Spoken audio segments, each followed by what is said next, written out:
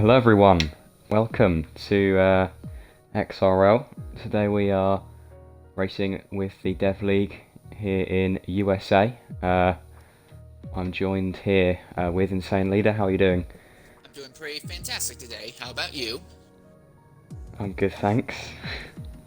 So today's race hopefully should be a good one. Obviously it's, I believe it's your home track, right? I think you're American, right? I'm American, although to be fair, where I live though is I'm pretty much equidistant from both Montreal and Circuit of the Americas, so Right, okay. Well, America's Kota, I should say. I quite like the track, so hopefully we should have some good racing today. But yeah, that's about it for now. one thing to take note of is that a lot of drivers here will be going ahead and taking the information they gather from today's race and applying it to their X1, X2, X3 races tomorrow. Several of the drivers also go on and be broadcasters for races tomorrow. So this race, not only is it part of its own championship, a lot of drivers here will use this as a test and data gathering session going into the events tomorrow. Yeah, you've said that pretty well. We got 14 at the moment. We should be going in just under 1 minute unless we're waiting for anyone to join. But we have full qualifying. But because we only do have 14, that will mean that the first session won't really matter. You'll just have to set a time and don't crash, and then you will basically be through to Q2. I'll be interested to see if drivers try and do something different with tire strategies just on that Q1. If they have absolutely no reason to worry at all about running to make it into Q2, Q1 might end up just being a glorified test session. Drivers might jump in, try alternate tire strategies. I don't know if XRL would allow drivers to attempt standing starts or not, but it opens up a lot of abilities for people to try things. So. Yeah, and obviously only having to set one time will mean that they could save some of their softer tyres for the later sessions. So maybe some of the guys who need a few laps to get their quickest one in, that might mean we see a bit of a different lineup happening. Because yeah, they'll have more tyres to use come the faster sessions.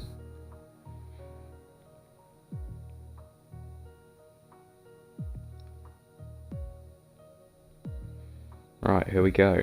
10 seconds.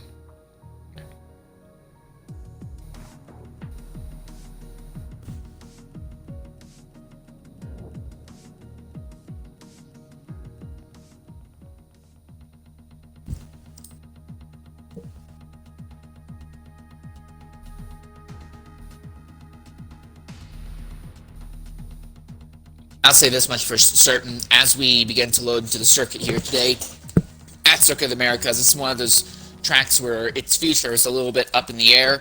A lot of financial issues have rocked the Circuit of the Americas ever since its initial groundbreaking, and that coupled with the fact that the land it's been built on is not the most stable, and it's constantly settling beneath the track, it's made it very difficult, let's say, to keep it both functioning as a FIA Grade 1 circuit while also operating within budgetary restrictions. Formula 1 races here do very well, but there's only one Formula 1 race here ever, and there's been a lot of times where NASCAR has been in town, taken away possible financial contributions there with their own races out several dozen miles away out in the Dallas-Fort Worth area. So this is a circuit that, while a lot of people enjoy it, its future on the F1 schedule is a little bit up in the air.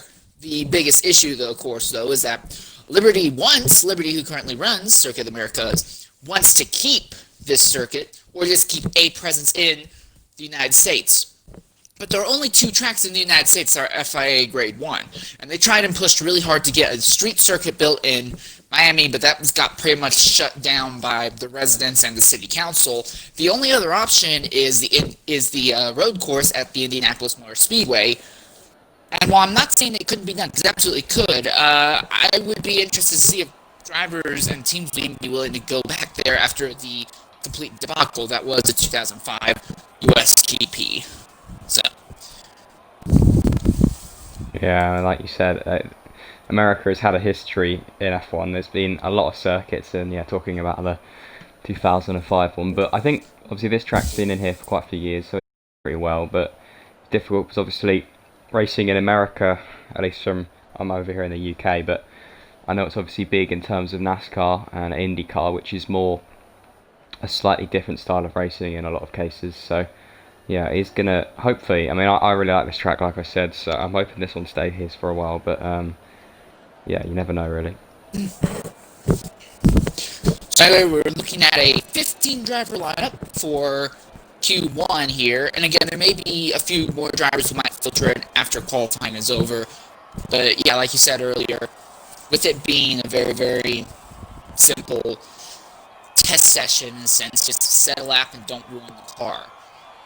I'll be interested to see who tries what. The first two drivers out on the circuit appear to be, well, I see Carlos Jackson, but one of the Alphas, that is XRL Tootie. They are the first two drivers out, Jackson and Tootie.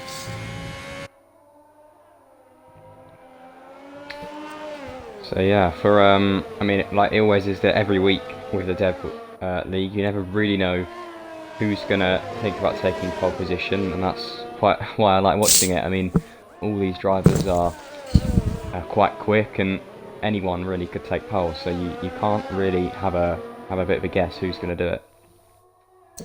One of my favorite moments in general about qualifying in XRL, it doesn't really transfer over to real life F1 too much, mainly because of how separated the gap is between the top team and a half and then everyone else. But I've always loved in XRL the complete rush and abandonment of strategy that comes late in Q2.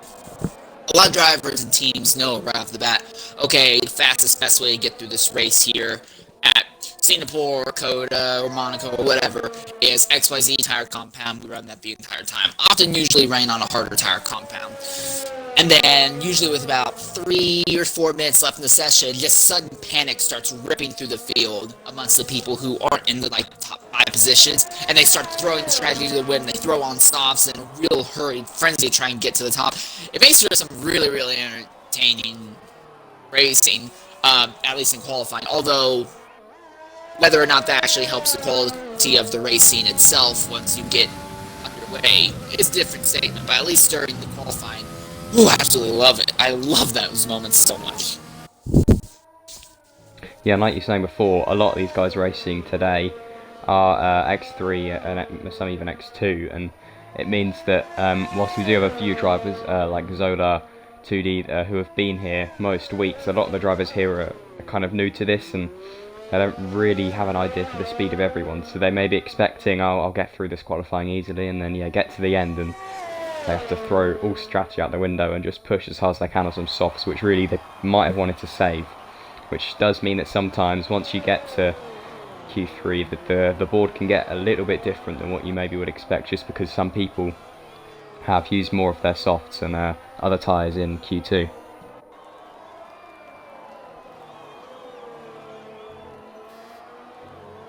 Currently watching the number 3 Renault of XRL Oz as he makes his way around turn 20 and comes down across the line. So he is now beginning a flying lap of his own. The first driver who will set an actual timed lap, though, is looking to be Carlos Jackson as he is wrapping up his first flying lap. Zola in the pits has apparently put on intermediate wets. That's an interesting decision. He's not out yet, so I'm wondering if that might just be a bit of miscommunication on the team. But that was a nice camera angle. But yeah, it is going to be an all-dry qualifying and race. I mean, technically there's nothing wrong with him going out on those intermediates, and like we said, you just need to set a time, so maybe it could possibly be a strategy to save some tyres, but I think we'll have to keep an eye on him. this also may work well in just hiding your actual ability and speed in the race. Not so much here because we only have 15 drivers, so all of them are basically guaranteed to advance. But if you had a 16 to 20 car field, you could go out there on a set of intermediates or something and basically kind of hide your power level. And I've seen people do it with mediums also, hide the power level so that way no one can really see what your ability is. And then when you get to Q2 or Q3, you just kind of shock and awe everyone with it. It works every now and again, but the thing is, there normally ends up having to be a lot of things that go right for it to really work. Yeah, and he has gone out on those intermediates, so whether it'll be a good strategy, I mean, it doesn't matter. As long as he sets time, he'll be fine, so I reckon he could have made a decent call there. XRL Wax is now beginning to file out of the pit lane, as is the other Alfa Romeo, who's already attempted to set laps as XRL 2D. 2D went out there, attempted to set a lap, was not able to, so he jumped back into the pits, and now he's out going for another shot at it.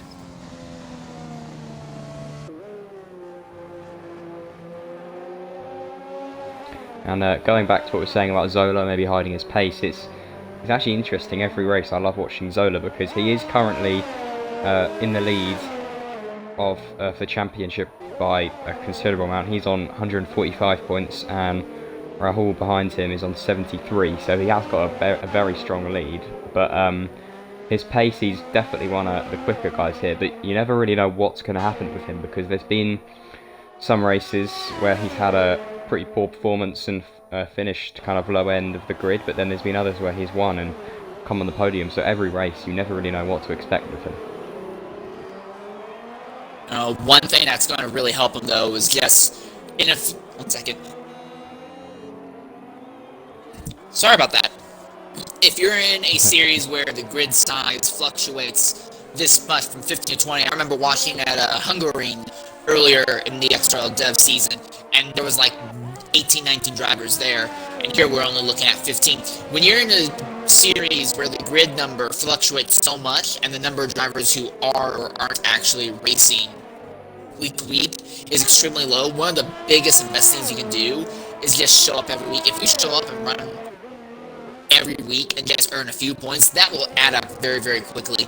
So, I'm not saying Zola has the championship wrapped up, but by virtue of him being here and his closest rival in points not, it's going to help him significantly wrapping it up. Just showing up and being willing to, stick with it really, really can help you earn a championship in a field like this. Yeah, we're watching with Zola now, and it looks like Whippy has also chosen to go on the intermediates, and someone, Torpedo, is on the wets in the pit lane. That's an interesting one, but I think he is coming out on them, so I mean, it is a bit of a risk because you do have a lot less grip and you can be a bit more slidey, but I'm sure he can just take it slow. And yeah, I think a lot of people now are following in Zola's footsteps and probably realise that they can go on the wet compound tyres and still set a lap.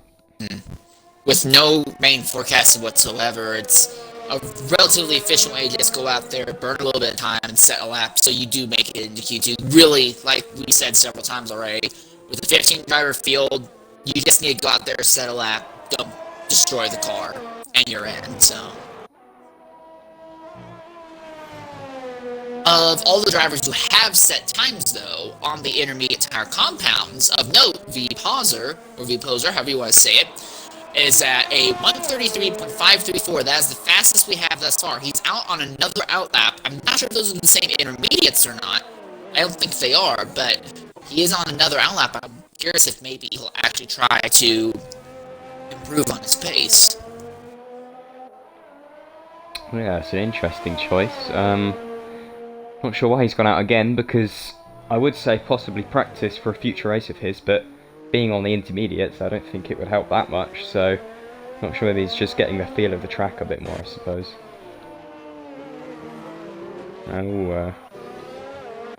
So yeah, Beastian, 2D, Torpedo, Walden, Whippy are all still to set their times, but I'm sure they should all be able to.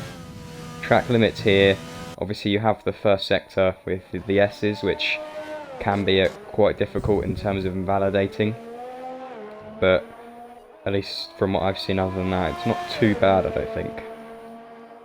I myself have always been a fan of the IndyCar and Australian supercar track limits around the circuit. Just if it's paved, it's legal, with the exception of the S's. I feel like opening up the track a lot more like that leads to a lot more potential overtaking spots. But with Formula 1 cars, it's a little bit harder to make that kind of thing work mainly because this circuit was built with the Formula One cars of the late V8 era that was dominated by Red Bull and Vettel. It was designed with those sizes of cars in mind. The current cars are a little bit larger than that, but still fit kind of within those boundaries. So, with the Formula One car, at least considering how agile and quick they are through the corners, you can very, very easily get away with just sticking within normal track limits and not really, really harming your time too much. You might be able to get a little bit of extra time, like if you were running wide in turn 19. But other than that, I do think that this circuit is very well laid out for the modern day Formula One cars, at least when it comes to setting lap times. And Beastian goes up onto the timesheets 137.242. Now I'll have to make a long run back around the circuit. I'm curious if he's going to improve or if he's going to just go ahead and bring it into the pits. Yeah, I think safe to say he definitely wasn't pushing that lap, although, yeah, he's doing it now.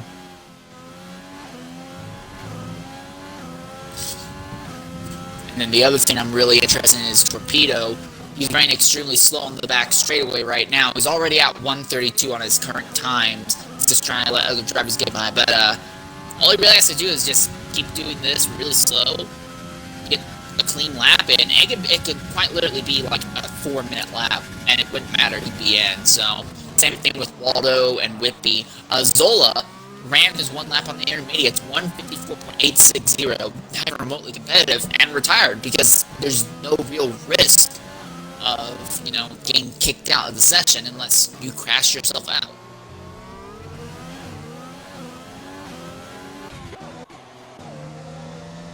Yeah, Torpedo is definitely going very slow, but I think he's probably just, like you said, thinking, doesn't matter, might as well go out on these and save some times for later, but hopefully it will mean that we're in for quite an exciting Q2 and Q3, because everyone's going to have a lot more, maybe probably one extra run, maybe even two in each session, so that'll certainly make it interesting. Obviously, we do have the chance of some of the guys choosing to go on the medium tyres for Q2, because whatever tyre you do qualify on in the Q2 session, if you're in the top 10, you'll start on that. So going on the mediums for strategy-wise is always a popular one by anyone who thinks they can get in the top 10 whilst being on those mediums. So I reckon we'll see a bit more of that than usual, but almost everyone has set their time. We're just waiting for 2D, who is actually, this is, from what I can remember, actually maybe their second or third run, but they're obviously struggling with track limits or something, maybe. Also of note real quickly, he's changed now, but Ozda had jumped into the pits, threw on some intermediates, then went back onto the softs. So,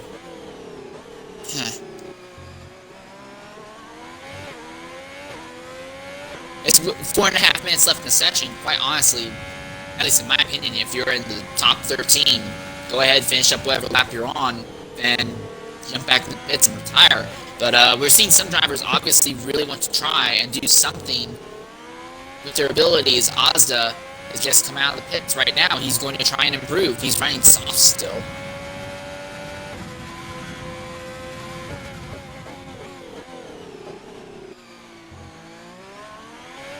Pauser went out on his out lap, invalidated it, and immediately came back into the pits. I'm not 100% sure what the strategy was there, as while Nissan and the Haas comes out of turn 20 and across the line, but he's 11 seconds down on his best time. Nissan might be trying a little test with the softs right now, because he's on his 4th lap on these softs. I wonder if he's trying to see how long he can push the softs before they start really dropping off the pace. That is another serious strategy idea. Go ahead and see what the upper limit of the softs are. After all, qualifying section 1 is the longest of the 3 qualifying sections, clocking in at 18 minutes. So if it says he's on 4th lap, he's really on his 5th lap, because that very first lap that doesn't get counted in a sense is a out lap.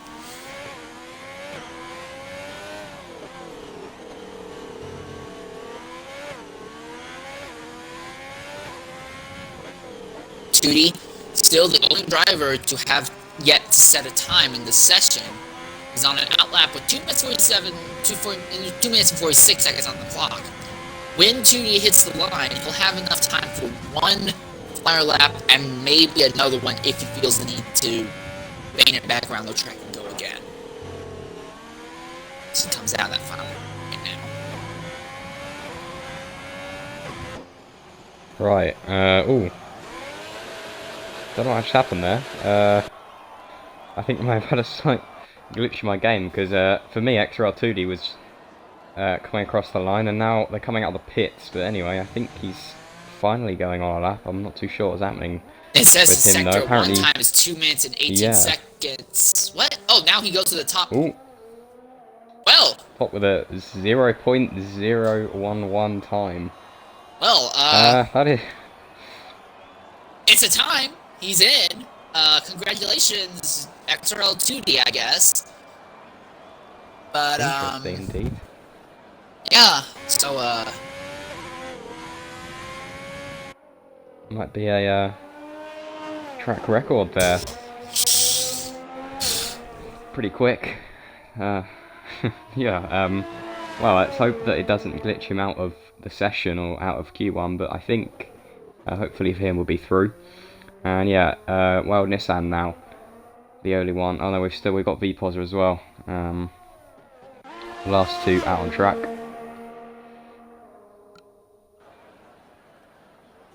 Yeah, I'm looking at Nissan right now. His ERS in 68.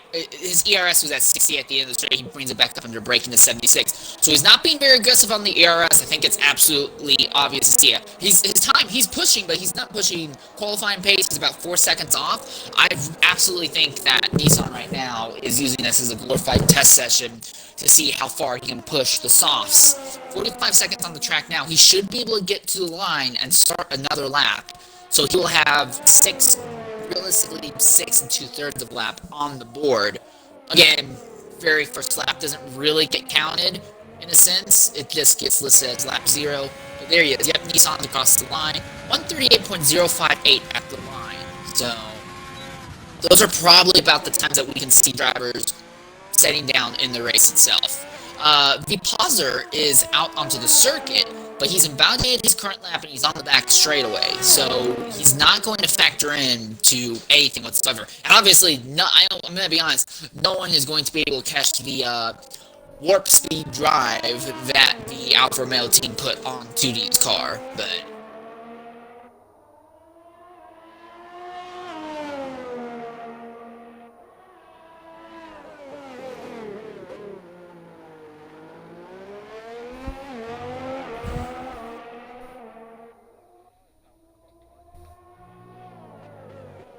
Nissan's apparently on a relatively good lap this time around. He was only about 6 seconds off of his fastest at the end of Sector 1 there. So he's come to the end of Sector 2.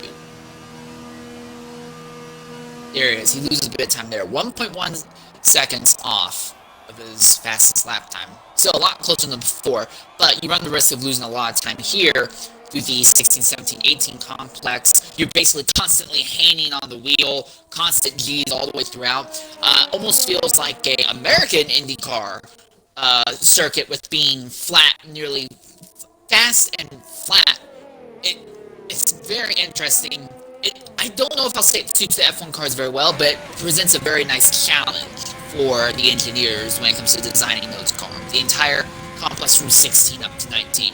But that's your end of Q1. Not really a whole lot of stuff to talk about outside of, obviously, the very unique tire choices.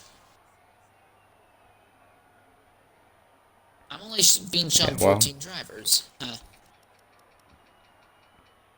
Yeah, well, there's your Q1 results. Doesn't really matter too much, but 0.011 was our fastest time.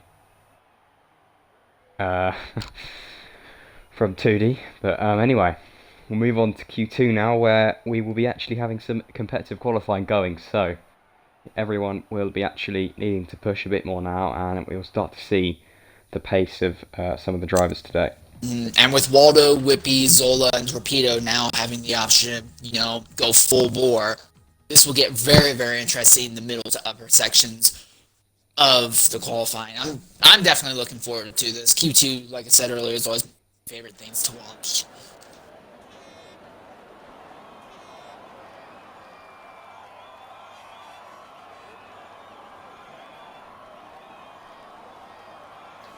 Off the bat, Wax and Carlos Jackson are putting mediums on their cars, as is Constant Jet and Ramitso.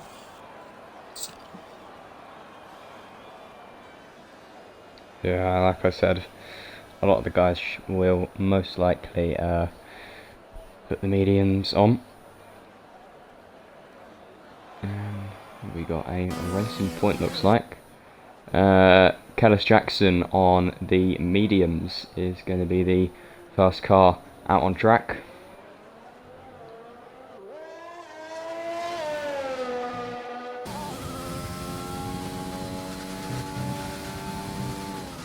So here we are in Q2, and of the 14 drivers currently with us, only 10 will advance into Q3, the actual pole shootout itself. So this is just me, and I never noticed it until today, but now that I notice it, it will never stop irking me. The Racing Point has this giant shark fin right on the nose over the front suspension. Like, now that I see it, it's like I can't stop looking at it. It honestly irks me so much. You know what? I'm not surprised that Racing Point turned themselves into Tracing Point and just copied Mercedes designs if they went with design choices like that. Oh god, I can't look. It's weird because I noticed it before, but now you've pointed it out, I feel like I'm actually looking at it and realising, wait a second, that is unusual. But, well, I guess it must help, seeing as they were doing pretty well in the 2020 season. I mean, I'm pretty sure what they have in this game are 2019 cars that have been modified for 2020. I don't, at least as far as I can tell, the cars in this game are not actual point-to-point representations of what is actually run in the season of 2020, simply because, you know, teams get updates rolled out to the cars midway through. Now that I'm noticing it, the McLaren has a similar thing, but for the McLaren it's much smaller, not nearly as extreme. Now I'm curious, I'm going to take a real quick look through the field. Ferrari has one, but it's really small. The Haas, oh god, the Haas has one also.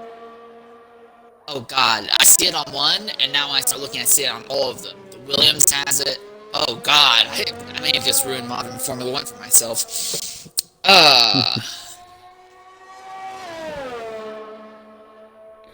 I've got to say, I love the way that Americans say Haas. I might start saying it now, although I think everyone will probably look at me a bit weirdly. But I do like it.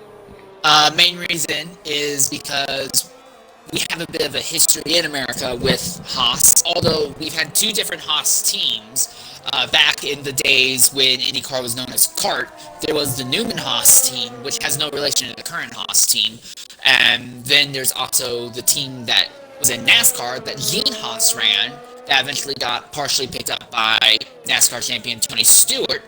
The two of them have run that team and been pretty successful with it, taking home a few championships and some of the biggest crown jewels. And it's that Gene Haas who went ahead and reached out to pick up the Formula 1 team.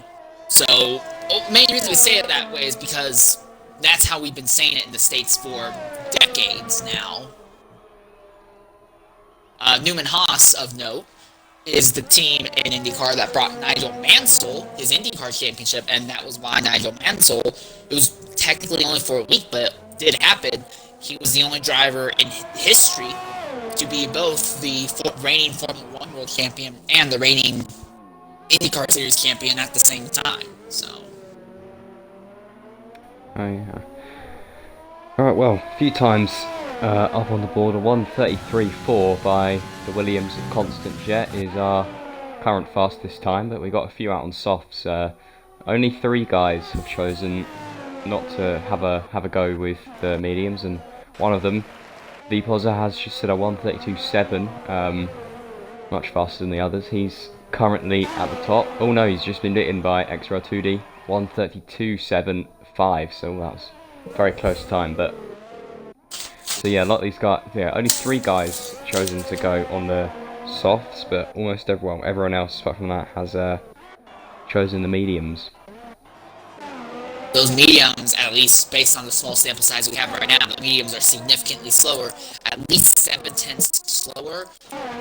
I do imagine that once we get to the last, if nothing changes, when we get to the last 3 minutes, we'll see the drivers 11th, 12th, 13th, 14th on the grid will abandon their strategy, jump onto the soft just to try and break into Q3.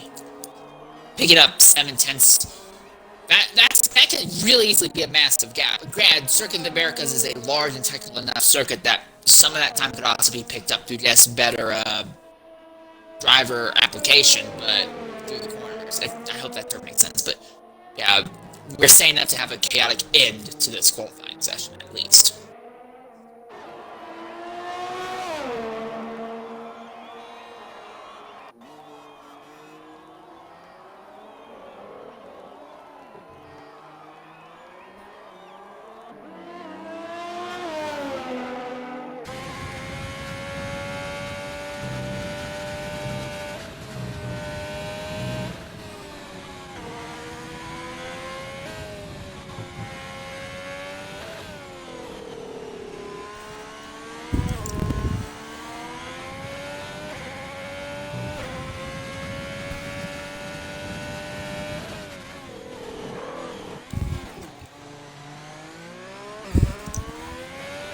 Alright, here comes Whippy. He's the last of the 3 drivers who are currently running softs.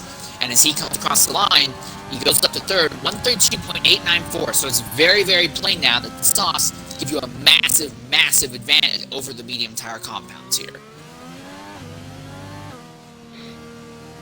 Yeah, so only 7 have set a time at the moment. I did see 1 or 2 people who had invalidated, so they're obviously struggling a little bit of track limits, but Torpedo actually, I think this is his 3rd lap now on the mediums, or the second maybe, so he obviously had an issue with his first one, but it looks like he's doing okay now.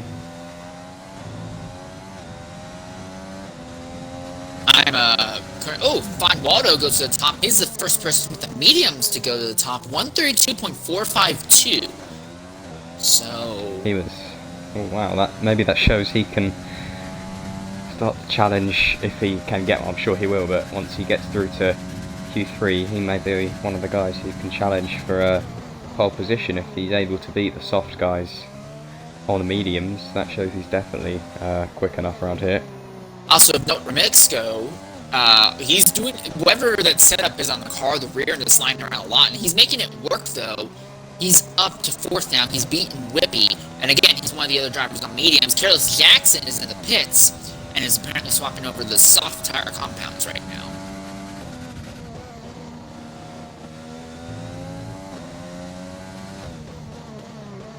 Here comes Torpedo. Will he be able to set a clean lap? It should be... Yes, he will. 134.496. It's half a second off of Nissan. And another medium tire compound at the top, 131.889, and that's XRL Wax. Wow, maybe, I mean, I don't know, maybe the soft guys weren't pushing as hard as they could then, because 2 drivers now beating them.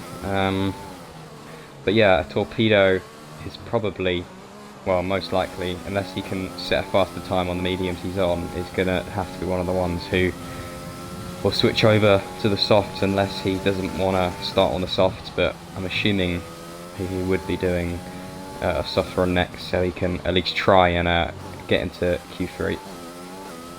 Zola's coming across the line. His time is good enough for 9th. I honestly expected a little bit faster out of Zola.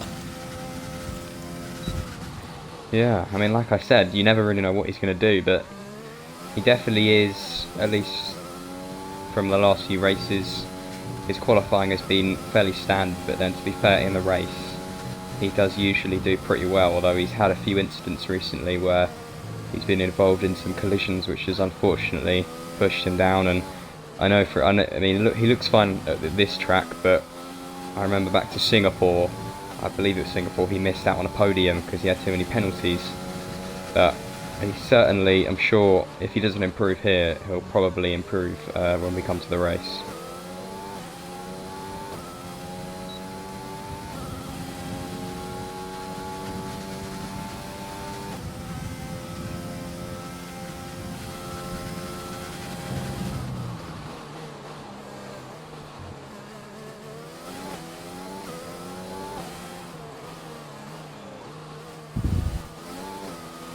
Beastian and Snake are the only two drivers who have yet set time. Beastian is still in the pits, oddly enough, and Snake is on a flyer lap right now.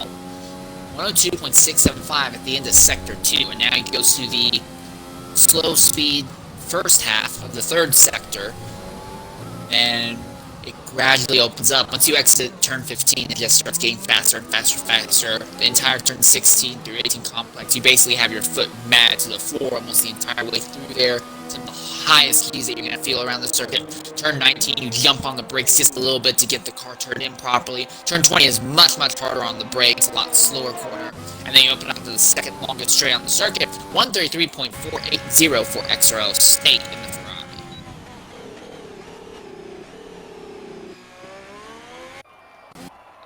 So yeah, everyone apart from Beastian has set their time, and yeah, Torpedo, at least in the pits, he's gone to the softs. He'll probably be coming out on them as well. So 3.5 minutes left, so everyone is probably starting to get out now. I think probably top 5, probably even top 6, you could fairly confidently retire. At least I think I would anyway, so the top guys are probably all fine, but I think anyone from about 7 or 8 below needs to be getting another lap, even if they don't need to, just to really confirm their spot. Carlos Jackson is one of those drivers who's already out there on a lap. He's flying on some softs right now. He's 11th on the sheets at the moment. As he comes into the hairpin right before that long back straightaway.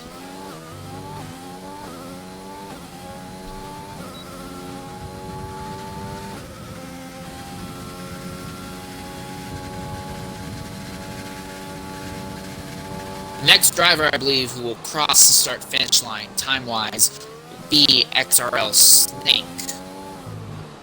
And yeah, Carlos Jackson is already 7/10 up, but Snake should be the next driver to cross the line and put a new time as he rounds turn 19. On the run down to turn 20, oh, he's actually going to pit. He's going to bring it in. He must feel relatively confident. So Snake will not set a new time. Unless he wants to try and run out. Nah, there's no way he'll be able to set a new time. There's not enough time. So, Snake's qualifying session is effectively over. Here comes Carlos Jackson, though. Out of the final corner and across the line. A massive improvement for Carlos Jackson. Goes right up to third on the sheets with the soft tires.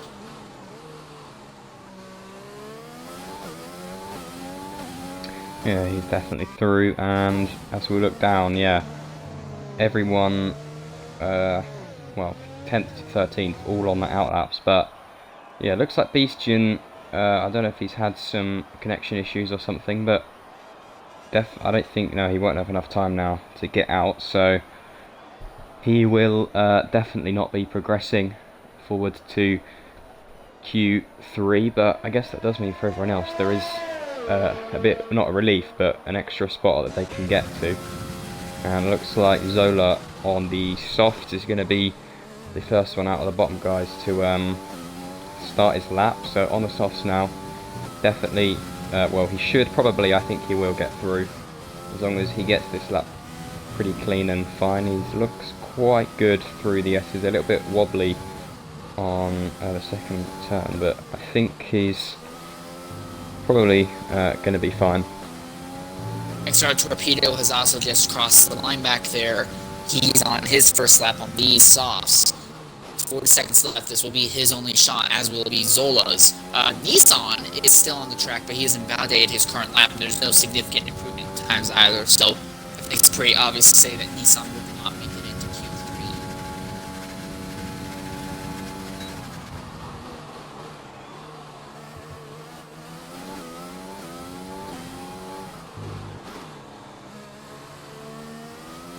Constant Jet, he's going to come across. He's 8/10 up on his time. So Constant Jet, who is 10th, trying to keep his position in the top 10. He's already 10th, and he's looking to improve. So things might not be too bad. And yep, there it is. Time is over. Time is up. Over. Plow. Here comes Zola. Final corner now.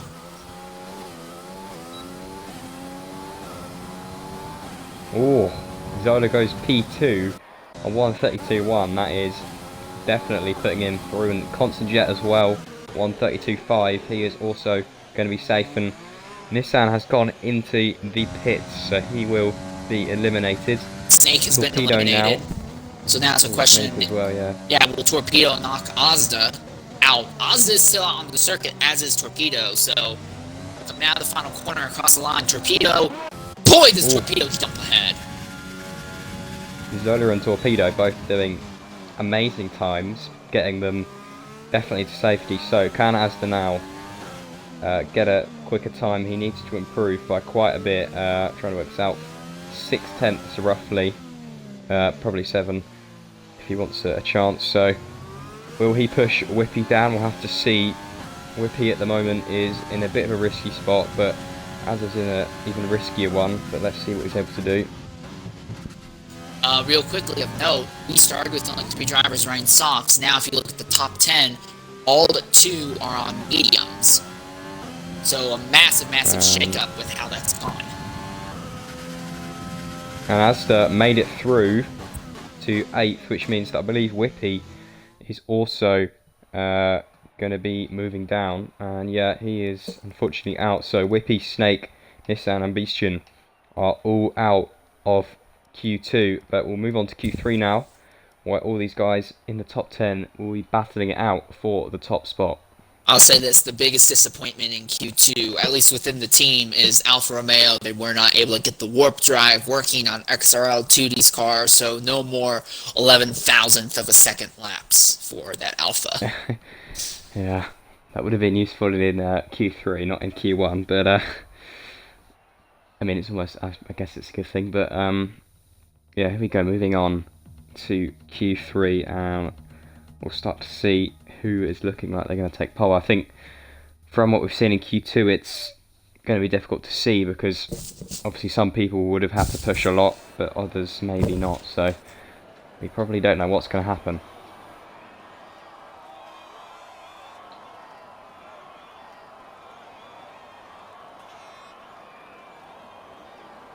The Pauser is apparently looking to start Q3 on the medium tire compounds. Ooh, interesting choice. And we're back to I believe it was the first British Grand Prix in 2020. Max Verstappen tried to go on the mediums because I think the tyre wear around was quite bad, but we'll have to see how it is. I think the softs probably would go quicker, but maybe he thinks the mediums can. He is going out on the mediums, so we'll keep an eye on his lap. But Kellis Jackson is the first car out on track. Kellis Jackson's absolutely made a habit of being the first driver out on track, not only here in Dev League, but in X3 he's frequently one of the first 3 drivers out onto the circuit. In that series he drives in the Renault team. So yeah, seeing him being one of the first guys out trying to set the pace has been pretty much standard for him now. Of note, everyone is out onto the circuit except for Constant Jet. Frankly, Jet could start puttering out right now, and he'd probably have more clean track than anyone else on the circuit right now. Yeah, I can see Red Bull Alfa Romeo getting quite close. But, yeah, I mean, like you said, quite a long and wide track, so hopefully there's no traffic jams along here. I say that Ozda has already made an effort to pull over and let 2 other cars get by, and not to mention Ramisco is also slowed himself down significantly on the backstretch as well to try and open up a gap between him and the drivers in front of him as well. So maybe a lot of clean track, but obviously for some drivers it's not enough clean track. So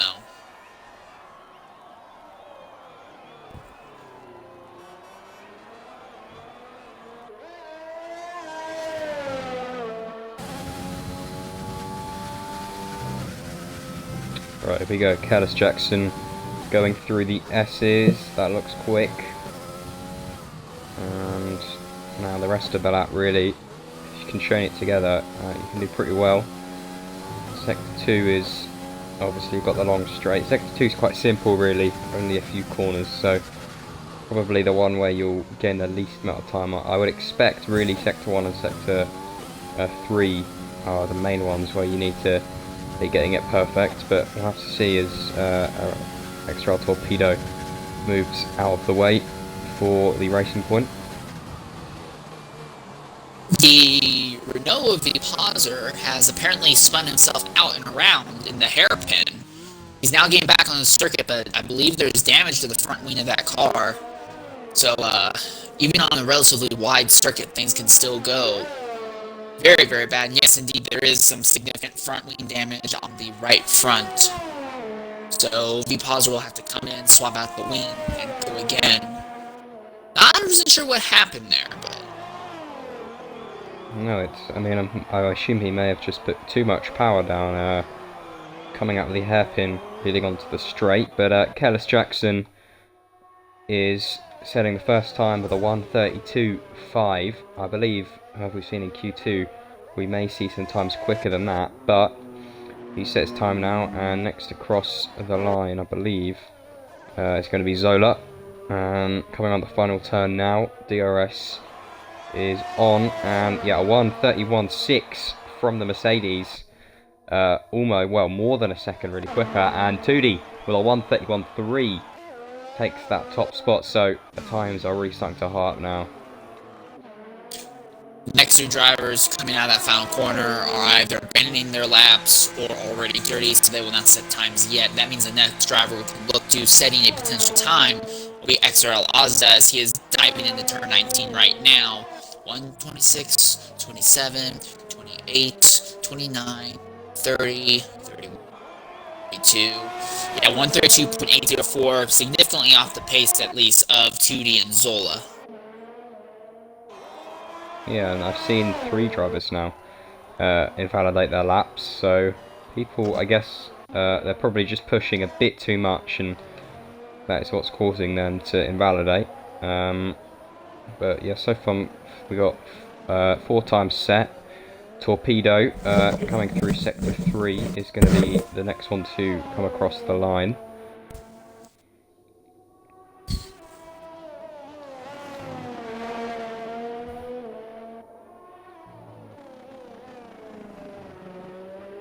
Here comes Torpedo out of that final corner now. Steps a little wide. He's good enough for third, 1:32.180. And now it's Constant Jet, but he's invalidated his current lap. So actually it will be Tudi, I believe, who would actually be the next driver. No, Tudi is banking it in. He set his fine lap and he's coming in now. So I believe Remisco is coming on the final corner now. Let's see if he's up to set time. He is a 1:31.3. Oh, just ahead of XRL 2D. That puts him on the provisional pole. You better hope that's a good enough time, because there's 6 minutes left. There's 6 minutes left in the session, but Rim has the low fuel light flashing on that car. It's gonna be a long way back to the pit road for him. So yeah, that was his second lap on the soft as well, so quite good for him actually to get that. And Wax, this is also his second lap, and Wax beats him with a 1:31.1. Wow, so both of them on their second lap of softs, but have managed to go quicker than everyone else. So yeah, 1:31 seems to be where you want to be. I don't think anyone's going to get to 1:30s. It'll be difficult, but you never know. But a 1:31.1 is the fastest time so far. And we've got Waldo, actually Constant Jet has started his flying lap now. I don't think so. I think Constant Jet's made a mistake, as the fuel light is flashing on his car as well. So there's been some sort of mistake somewhere around there on that car, I believe. Yeah, 5 minutes left, so enough time to definitely get 1 lap. I guess you could try for 2, but everyone should be fairly safe in terms of getting a lap done.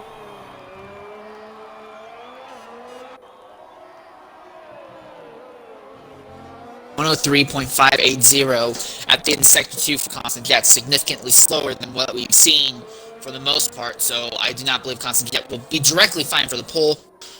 Really kicking the rear end of that Williams out and around there, coming out of 15.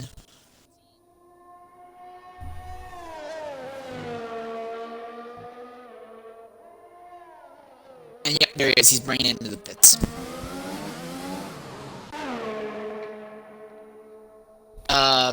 The pauser has gotten around the hairpin, and by virtue of A, not spinning the car out, and B, running softs, I believe it's reasonable to assume that he may put himself into the fight for, if not pull, at least the top 5 positions. He seems to be moving at a respectable clip right now. 101.6 at the end of Sector 2. So, if he can keep it clean, this could end up being a very, very good lap for that McLaren. A little bit ahead of him on the circuit, Fine Waldo is now diving out of turn 19, running down to turn 20. His time's 126, 27, 28. And at the line, he nearly spins it coming out of 20. But that's good enough for the top spot. 131.120. He is on the knife's edge in that Alpha. 30 milliseconds off of well, just in front of P2, so it's really, really close up front, and Vposa has managed to put his car in 6th, just about getting into the 131s. And it looks like, yeah, Constant Jet, the only car not to set a time, but he's got a new set of softs on, so I'm sure he'll get out as soon as he can, and he is coming out now. Let's see who else is coming on our lap. I think Asda is going to be the next one to start their lap. Right now, there's a massive, massive spread in times from 1st to 9th. 131.120 at the top, and then 9th, which is currently Azza, 132.804. It's basically a 1.7 second spread in time, so there's definitely a lot of time to be picked up by the drivers down there, like Torpedo, Dex, and Azza. If they can put everything together, they all easily could pick up a second or more. So, still a lot kind of laying out on the circuit.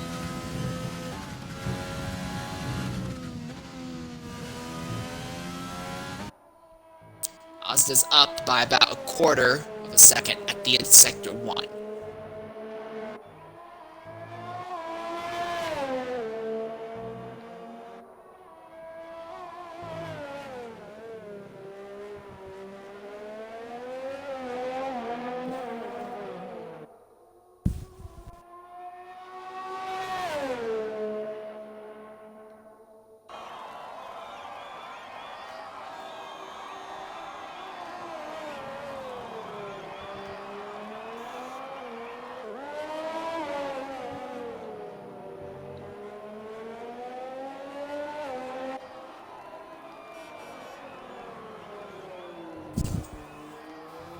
A little bit silent here in the broadcasting booth simply because at the moment we're just waiting for drivers to actually make something happen right now. The biggest thing right now, Azda is currently about a third of a second up. He's coming out of 19 and going into 20 right now, so will he be able to improve? He's a half a second off of Careless Jackson. Yes, boy does Azda improve. Azda 132.051, so move Azda up into the 7th spot now.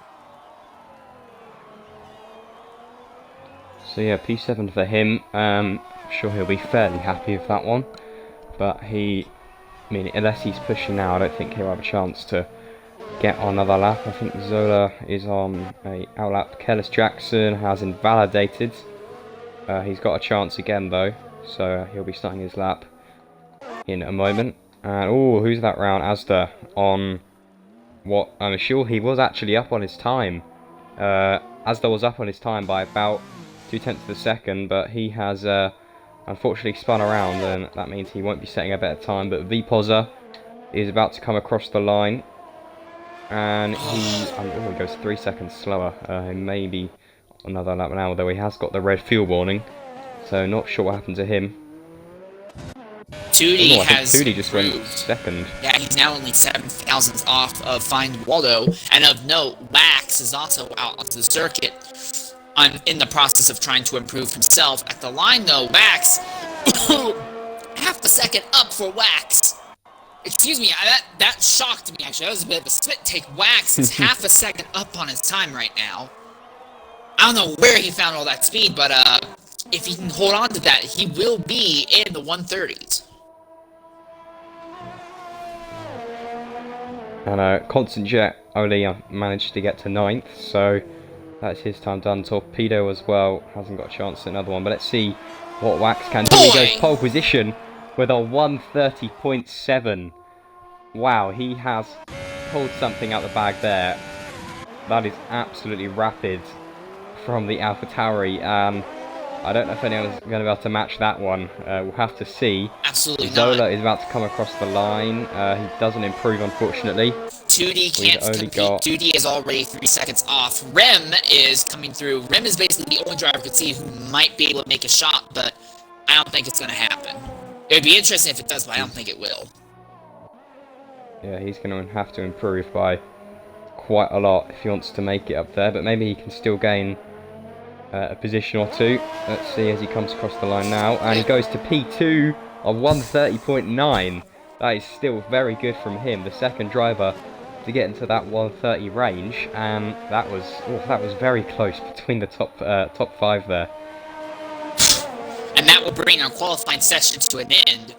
But for Wax and Ramisco, absolutely fantastic runs at the very end there. And drivers that we thought were going to be at the front row, like Zola and Tootie, both end up finding themselves down in 6th and 4th. So, yeah, definitely going to have an interesting spread when it comes to the front of the field for this race.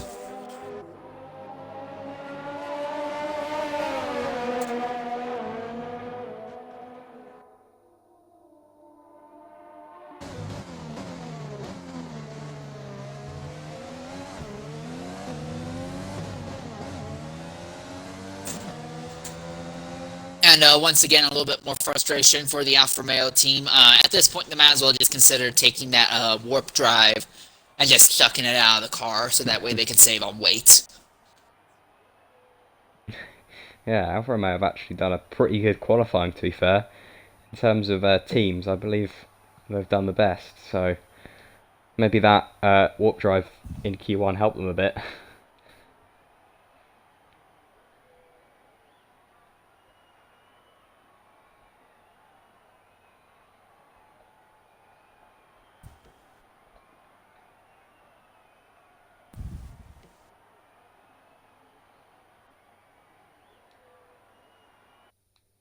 We're getting words that they should be going in about 5.5 minutes time. So a little bit of a break. Go ahead. Not enough of a break to run down to the pub, obviously, but enough time to at least run down, get something to drink, empty the internal fluid container.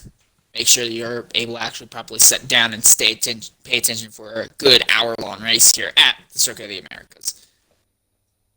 Yeah, I believe we're having a minute silence. One of our members has unfortunately had a friend, an old military friend of them, take their life. So we'll be having a minute silence here. So please make sure, just obviously don't put anything in the chat, and please respect that for him.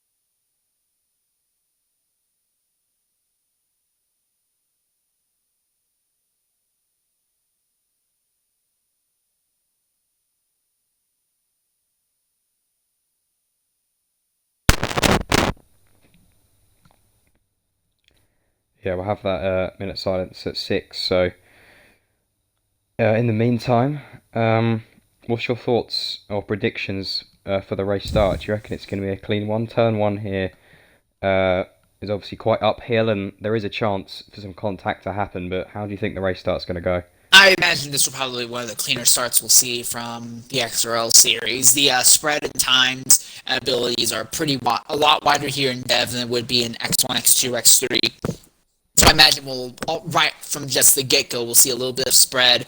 Turn 1 is a little bit wide. It's very, very tight in the sense that the ideal racing line is very, very difficult to hit. But if you're willing to sacrifice a little bit of spots and gain them back with DRS-assisted overtakes, you could probably go ahead, be willing to give up. I think as long as no one makes any crazy moves, we should have a relatively clean run going into Turn 1, especially when we're only looking at having 14 or 15 drivers at the start of this race. Yeah, it is. Turn 1 is sometimes a good spot to overtake, but you have to be careful because obviously once you have got past Turn 1, you then have the S's where, at least from personal experience, going side by side there is always a bit risky, so you really want to try and get the move done in Turn 1 rather than trying to do it after. The next real spot for overtaking after that is probably going to be the main straight, either on the straight, because it's definitely long enough, or going down the corner after the straight. So that's probably the main spots we'll see some moves happening.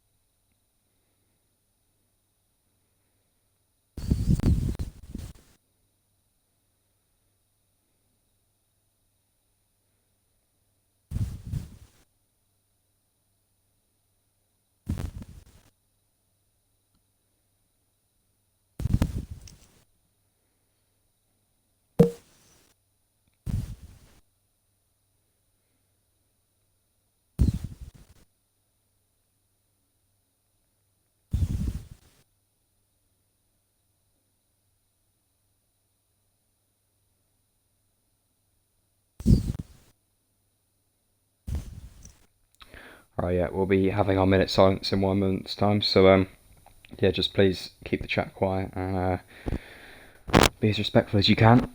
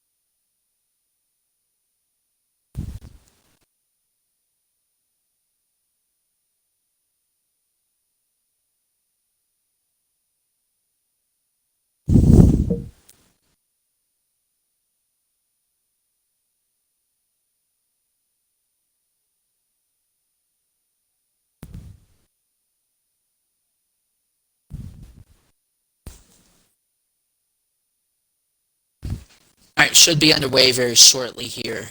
We are at the at least scheduled race start time. So there we are. Session starting.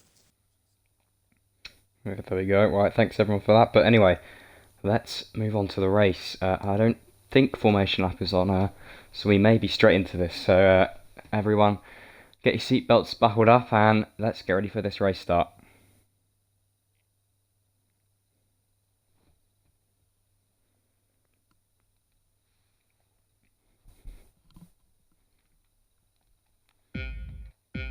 Here we go, the lights are coming on. And it's lights out, and away we go here at Circuit of the Americas, and already XRL Wax is pulling on rim. Look at Zola trying to make it 4 wide farther back in the field. And already I see little bits of winglets bouncing around back there. The racing point of Carlos Jackson gets nosed in the back end, but we are underway here full bore, and everyone got through the first turn without issue as they now go through the S's. Good start for the front guys. Wax in particular got away really quickly, but yeah, there was definitely some damage happening down the back, but other than that everyone seems to be safe, so a good start. Zola in P4, the front three I believe have all stayed the same. Constant Jet's had a pretty good start. He's currently in P6, and someone's around, and that's 2D. Oh no, he's been spun around there just after the hairpin, and no damage, but that has put him all the way down in 14th place. So he's got a bit of work to do now to get back up, and almost going 3 wide there between Asdanis and Torpedo. I think Torpedo's trying to go down the outside of the Haas. Doesn't manage to do it though, and Asda's now on his back as well. Oh, but the Haas has to step out wide in order to make turn 14 and 15.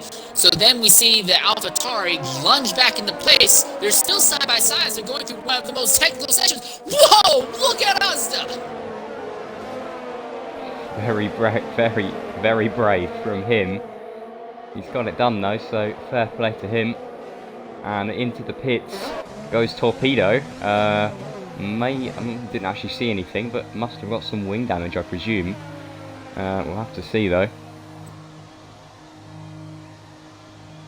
Asda, with a nice little charge, is now back where he qualified the race in position-wise 10th. But he needs to make something happen. And already our first penalty of the day, V-Pauser, 3-second time penalty for track violation warnings. We're not even 2 full laps into the event. Go figure. Yeah, and looking up the front, XRL Wax, the race leader, has already got ahead by 1.3 seconds. So at the moment, it looks like he has a good chance of keeping the lead of this race for a while. Waldo has the DRS. Well, he would have the DRS if it was enabled. He's right there in the tire track of Ramisco, going down the back straightaway. Will he make a lunge under braking? No, he'll not. He's going to hold back for the moment. He seems to feel that the ideal way to get past will be to try and utilize DRS probably in the next lap once they're on the back straightaway. Zola and V-Pauser and Zola.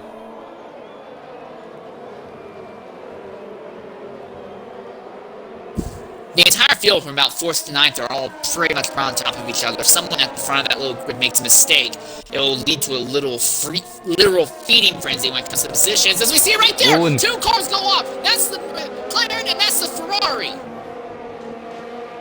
V-Pauser looked like he had to move out the way of another car and just absolutely went completely into the side of Snake and the Ferrari, and looks like no wing damage for Snake, but V-Pauser definitely got some, and yeah, he's going into the pits now. So he was battling Zola for 4th, and now he's all the way down in 13th, and also Constant Jet was getting involved in that. He's up to 5th. He's had a brilliant start.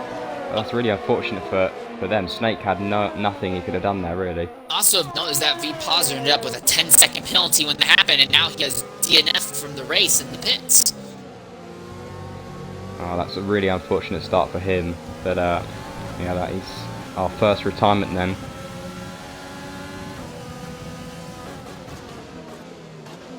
Right, and this is going to be where things start getting interesting here. DRS is now enabled. Waldo is right there behind Rim. Will he make a dive? He's already pulling alongside. It looks like he will get ahead, or at least alongside the Red Bull for that second position. The Red Bull will make the crossover move and will take the spot back, though. Ooh, look at Constant Jet going way off the circuit. He's not able to make the braking zone properly. He's going to plummet down to the 6th position, might even lose 7th. Yeah, it looks like he's going to lose that as well. Here comes Asda. Now move Asda up to the 7th position. Constant Jet, a little mistake on the back straightaway, and now he's falling all the way back. It looks like he might even fall to 9th. Yeah, it was a right tussle going on between all of kind of the top 5 or the top 8 to 5, and unfortunately Constant had to pull out of that with a yellow flag and someone into Waldo! the pits. That was our second place driver who spun around coming out of turn 20. And it was right in front of the rest of the field.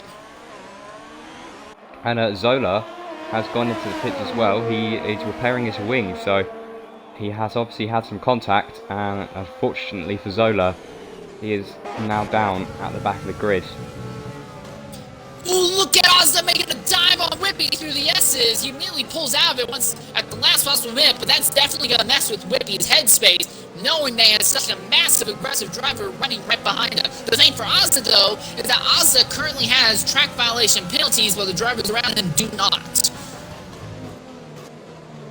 Yeah, as always, track penalties do often play a factor in time at the end. But here we go, Asda with DRS and using his overtake as well, pulling up alongside Whippy. He's going to have to make the move into the end of the turn. Let's see if he's going to stick it out down the inside. He's quite far off. He's sticking his nose in there though. He's going to have the outside line for the next turn, but unfortunately he just has to back off there and he can't get that move done. Mind you that Ozza and Whippy are both in the same engine, and they both had DRS, and Ozza was still pulling on Whippy down the straight. So if you see that, for Whippy at least, I'd be very, very concerned to have Ozza right there behind you. Yeah, I think Whippy as well. I've just remembered Whippy started all the way in 11th, and he is now up in 4th. So Whippy is in a good spot, but that's probably also caused him to have a lot of nerves because he does not want to be losing this spot to Asda. But let's see, Asda, is he going to go down the inside on turn 1? He tries to, he sticks his nose in there. Made a little contact. His, left rear. Yeah, his wing's fine, but he really stuck his nose in there. But that has allowed Constant Jet to catch up right behind him though. So now Asda is under a little bit of pressure as Constant Jet gets a 3-second penalty.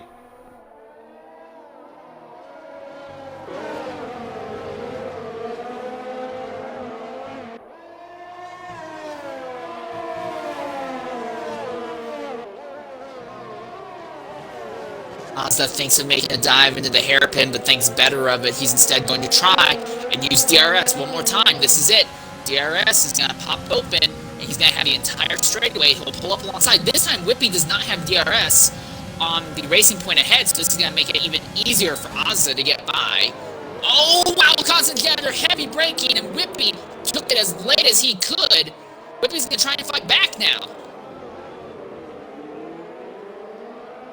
Yeah, really brave from both the drivers, but not much Whippy could have done. And for now, Asda is up ahead, and now Whippy has to worry about the Williams of Constant Jet, who is ever so close, but he also has got Nissan behind him. So there may be a bit of a three-way battle going on between these guys, as it looks like Asda is already starting to pull away quite a bit.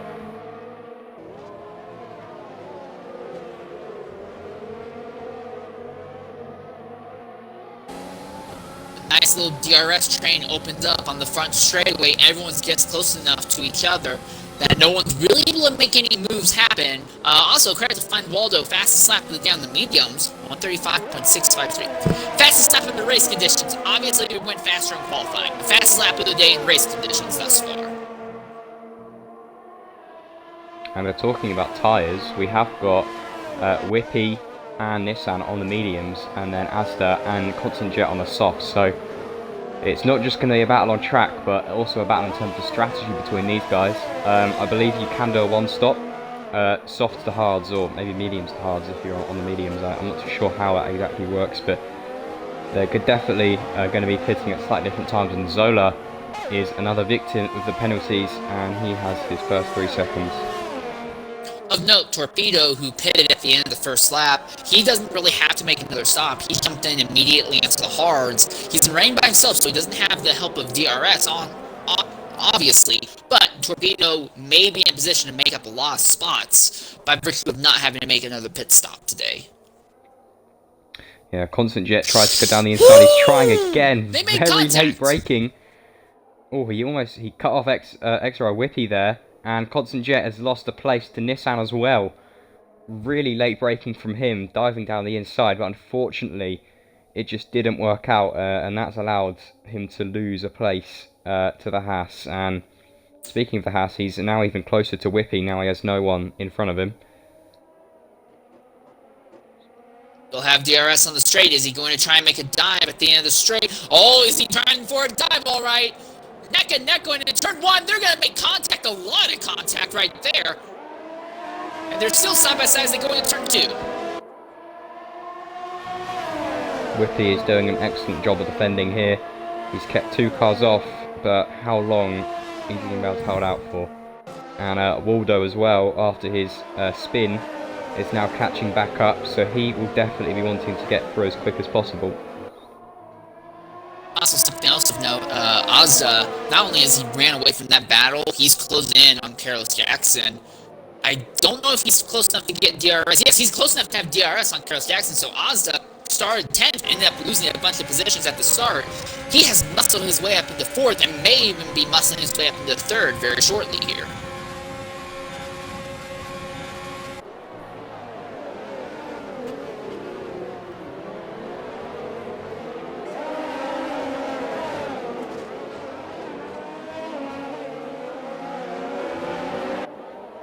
That's Nissan just ahead of Waldo. Waldo has gotten by Constant Jet. Jet's just been able to hold on to this map, but not really been able to do anything with it. The drivers ahead of him all seem to be, oh, this is getting nuts, because Nissan's going to have another chance at Whippy here on the straight, but if he makes a mistake, then it will be Waldo's opportunity.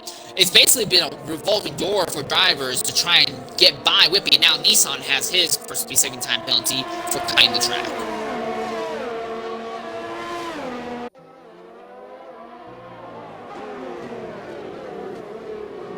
Although getting right up to the back of Nissan, but unfortunately it is difficult going into turn 1, and he just about can't get close enough, and he's going to have to try and hold out until we get to the next straight, I think.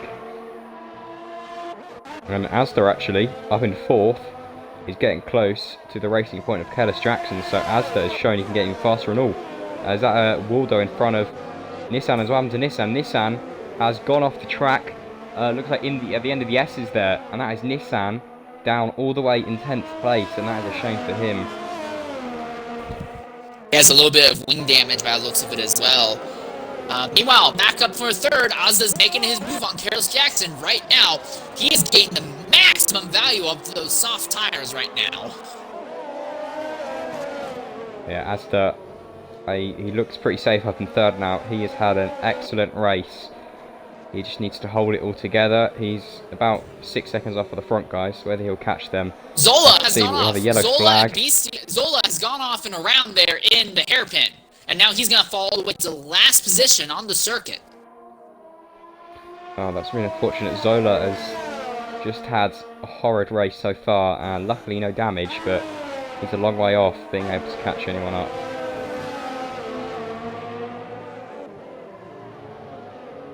Duty, a little farther up, Duty has caught Constant Jet. He's probably going to try and get a DRS overtake on him here. On the straight, here he is, dives to the inside, neck and neck across the line, and under heavy braking in turn 1, the position will go to Duty. So yeah, 2D, another one who had incident at the start, and he's once again made his way back up, so both the Alfa Romeos having an okay race, but the other Alfa Romeo, Fine Waldo, is on the back of Whippy once more. Can he get it done this time? And Nissan goes into the pits.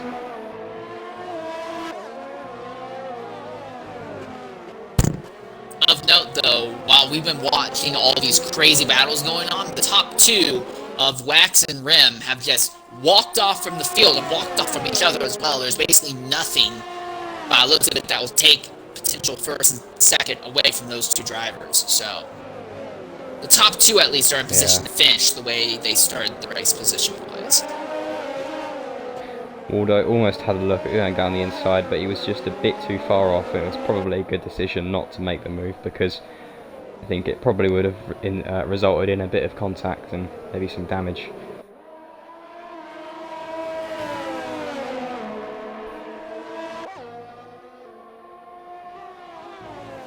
A little bit farther back, Zola has caught Beastie, and he's going to make the dive. Now, of note, Zola made that overtake without activating DRS, so Zola actually has some speed in that car. It's just his trouble appears to have been just keeping it on the circuit. Kellis Jackson is going to make a stop now.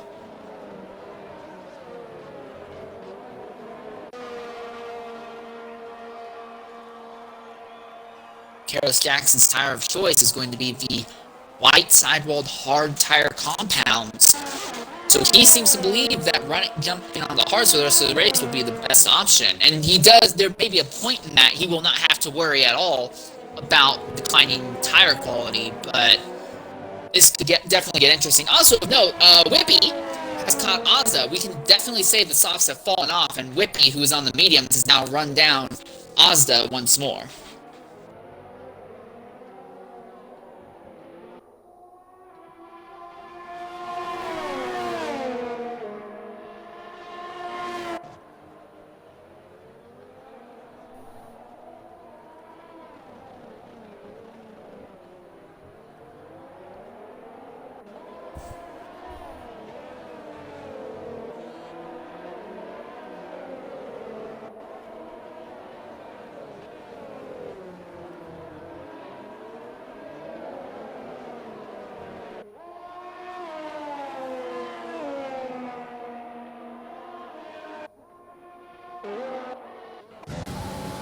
Zola is getting quite close to Torpedo. Looks like he's going to go for a move on turn 12.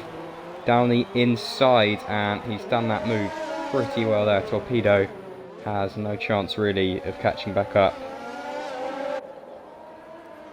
Constant Jet is now the pit stop, changing his tire compounds and making the mandatory stop of the day.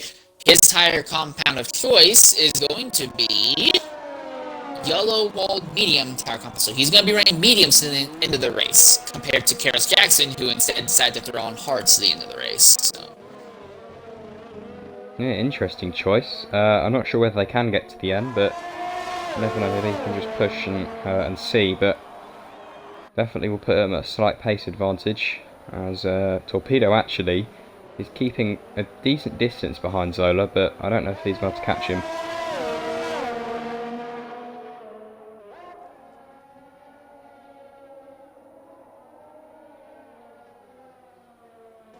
Yeah, I don't think Torpedo is going to be able to get back by Zola, even if Torpedo stays within DRS striking range on the back straightaway.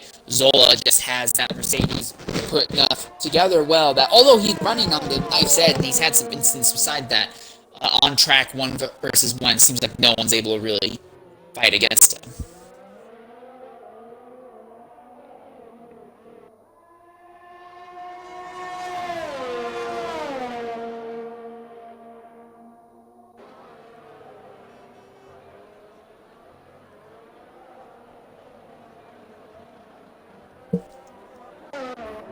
And into the pits goes the race leader Wax. He's coming out now.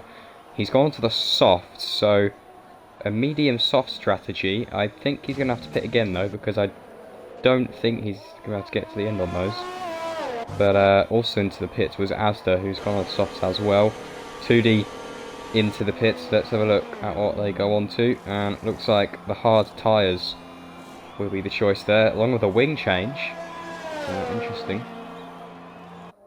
So we know for a fact then that Asda will have to do another stop, because he started the race on softs, he's back on softs again. He's going to have to get onto a medium or hard tire compound before the race ends though. So.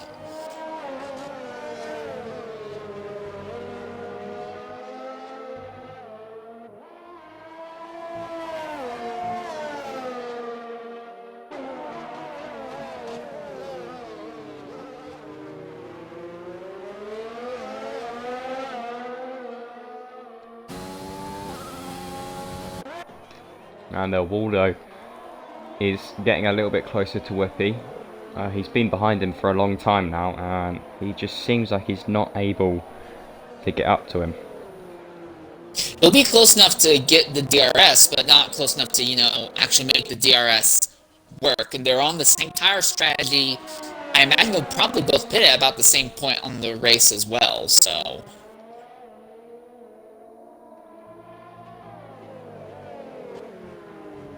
And now Rim is coming into the pits, and he is jumping onto the softs. So if Rim, like Wax, are drivers that I don't see making it to the end on the soft tire compounds, we're not even halfway through the event. I don't see it happening. Oh, and Wax now has a time penalty for track violation. So that means that Karos Jackson and Fine Waldo now are the only two drivers on the track who do not have time penalties.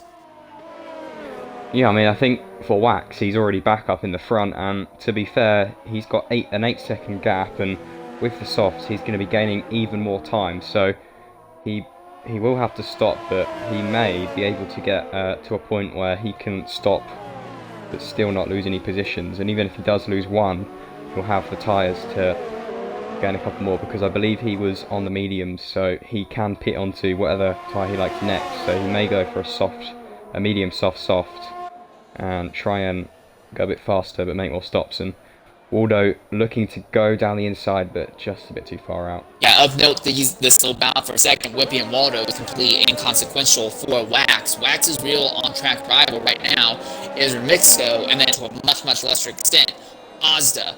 And both of those drivers are 13 and a half or more seconds out from him right now. Things are looking very, very peachy for Wax. As long as there's not a safety car that comes out and forcibly bunches the field up together, it's Wax's race to lose. And as I say that, he now puts the fastest time of the day down 1:33.619. It's the fastest lap we've seen all race long.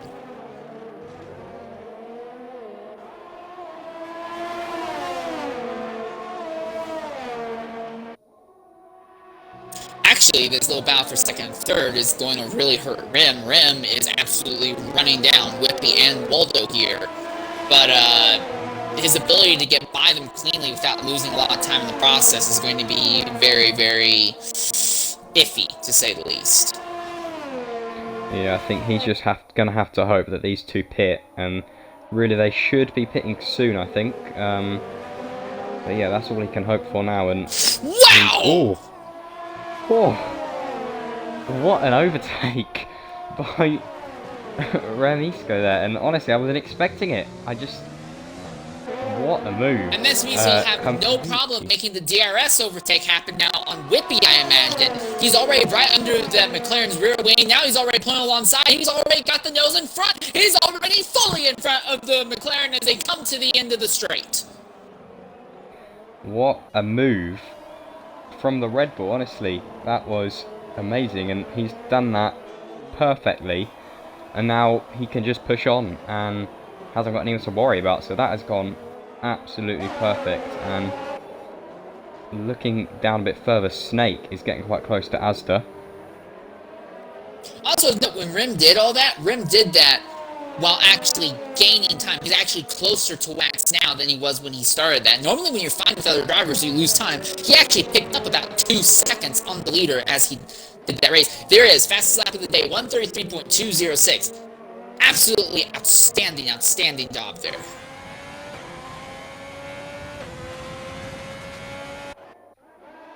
And 2D and Zola are starting to get very close. And now Rim has a time penalty for track violations.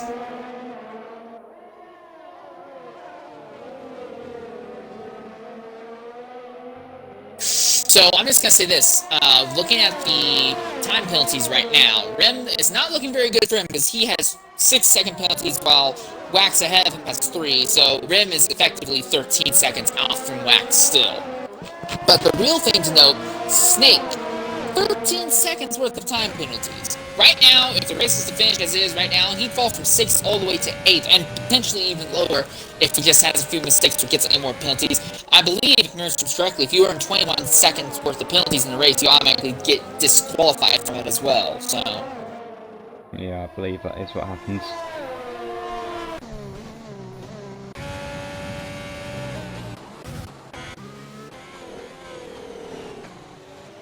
Alright, let's go back with Waldo. Ooh.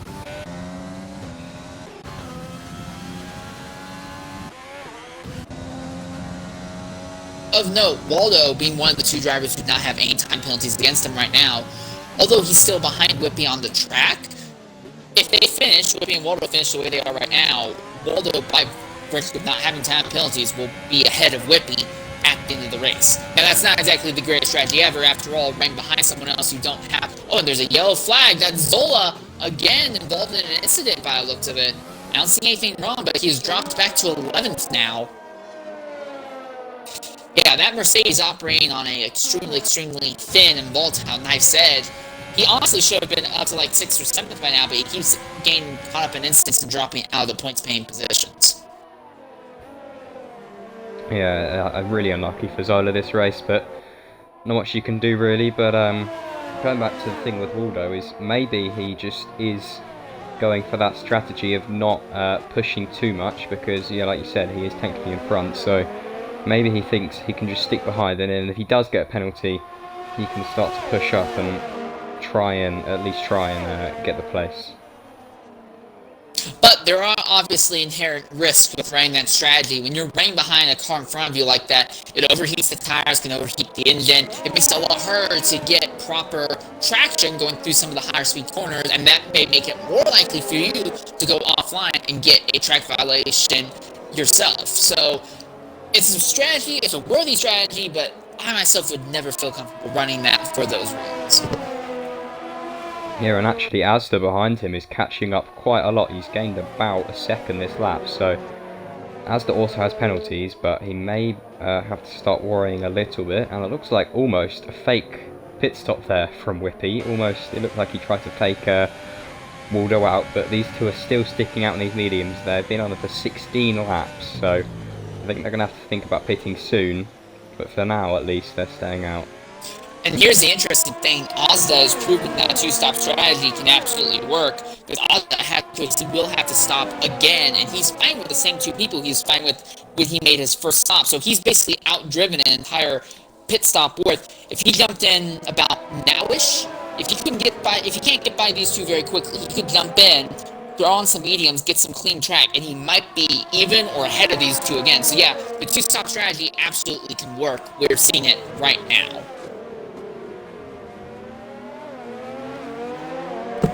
Oh, he's going to have DRS on Waldo here. This will get interesting.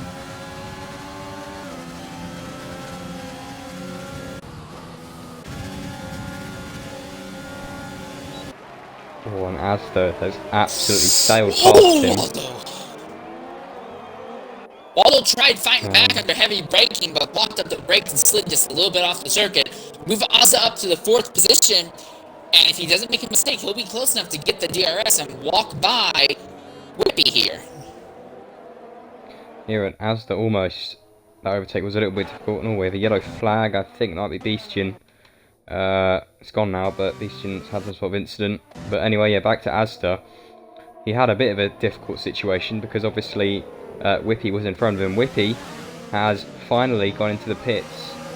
So Whippy is now in the pits, and let's see what he goes on to. He may be able to go onto the softs, actually. I think you can make 10 laps. But let's see, he goes on to the softs, yeah, so he'll probably be going on them till the end, and I presume that, Snake as well in the pit, he'll be doing the same, and Waldo will probably be doing the same thing next lap. To get the 3-second penalty. Yeah, so right now, Ozda and Waldo are equal on time penalties, but Ozda already 2 seconds and some change ahead. Well, now a little bit less than that, now close to about a second and a half ahead of Waldo, so for right now, that balances out.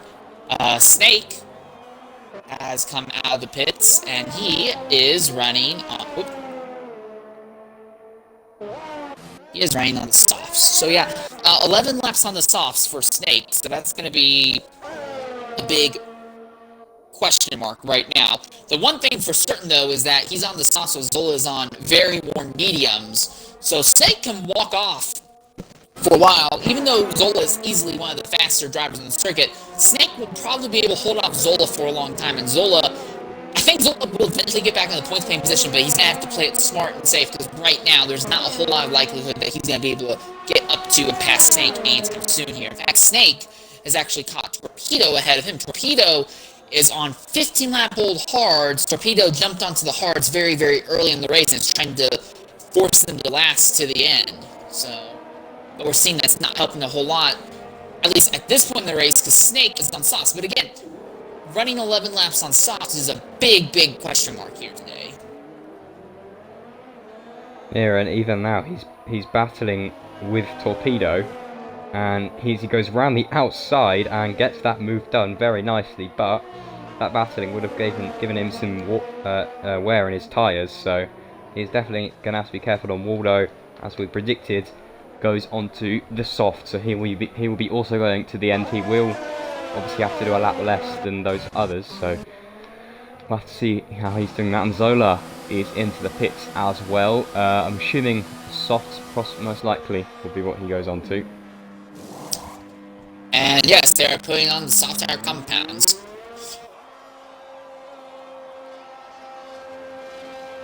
But he has now fallen to 12th position, and he's going to have to do a lot of running to try and catch up to the drivers ahead. 10th place, just to put things in perspective, 10th place is now roughly 25 seconds ahead. So,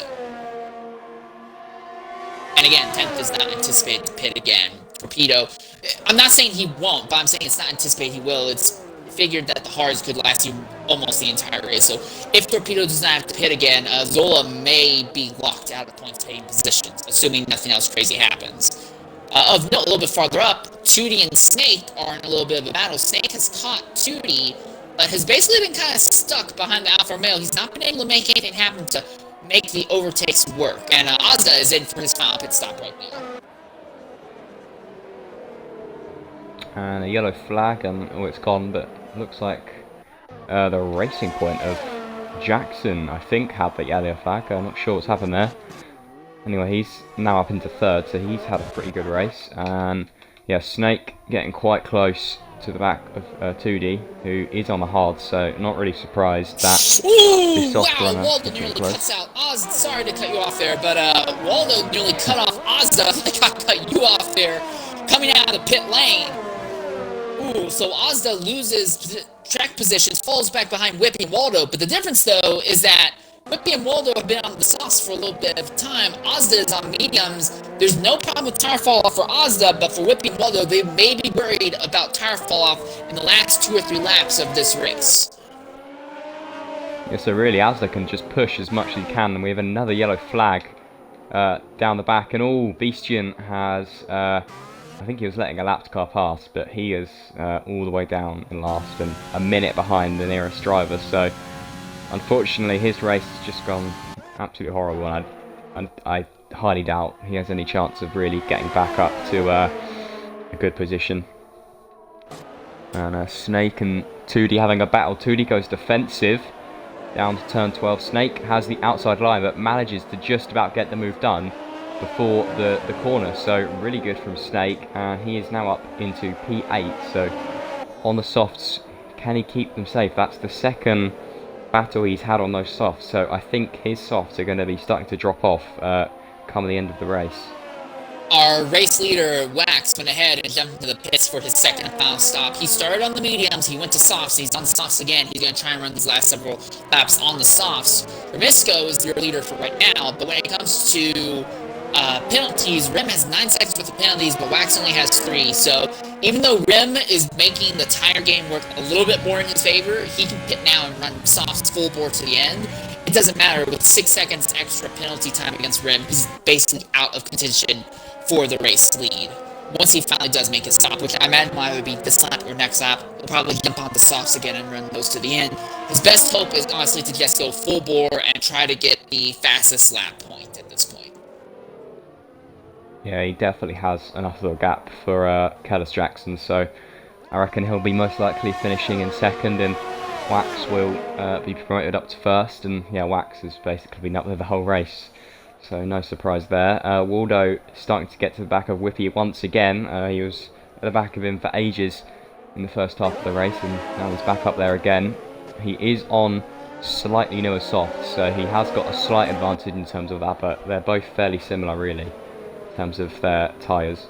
And both of them are catching Careless Jackson. It looks like those hards are, either the hards are falling off or they just don't have a whole lot of pace to begin with. But all 3 of these drivers have only made 1 stop this race. Careless Jackson's been running these hards for about half the race and is going to be going probably closer to 2/3. For Whippy and Waldo, though, their question is how much longer will their softs last? Will they be able to keep them out running at respectable pace? The interesting part, though, is that Ozda, who is fighting with... Oh, and Careless Jackson's going to lose to Whippy. He's not even able to remotely put up a fight. But as I was saying, Ozda was fighting with Whippy and Waldo, but on the softs. But it looks like switching to the mediums really hurt Ozda. Ozda's actually lost time for all of these drivers. He's just not able to make the medium tire compounds work. As Fon Waldo is going to muscle by on the outside in the S's against Careless Jackson. So yeah, those hards do not apparently have any pace or reliability in traffic, it seems. Yeah, I think Waldo and Whippy just wanted to get past, and now both of them can just kind of cruise through to the end. Whether Waldo will choose to push for Whippy, we'll have to see. He may think about it near the end once he has a understanding of how worn his tyres are, but for now he is almost trying to go down the inside, but yeah, just can't make it. Zola has got another penalty as well, and at the moment Kellis Jackson actually is the only one without penalties. Let's have a look at penalties. So at the moment Kellis Jackson will be promoted up to I think 3rd, but he is losing time, so whether he can keep that 3-second gap, we'll have to see.